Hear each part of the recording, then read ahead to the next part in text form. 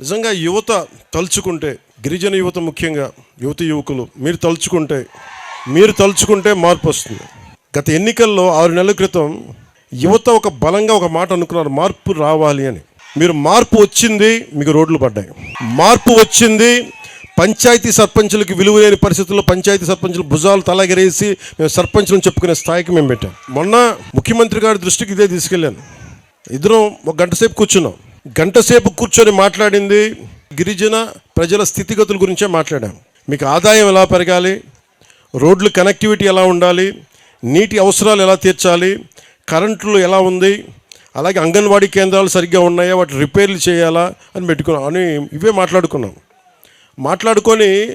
ప్రధానమంత్రి గారు వచ్చాక ఇలాంటి పాలసీల కింద ఇంతకుముందు 250 ఉంటే కానీ రోడ్లు పడేవి కావు. ప్రధానమంత్రి గారు వచ్చాక కనీసం 100 మంది ఉంటే చాలు రోడ్డు వేసేయమని చెప్పారు.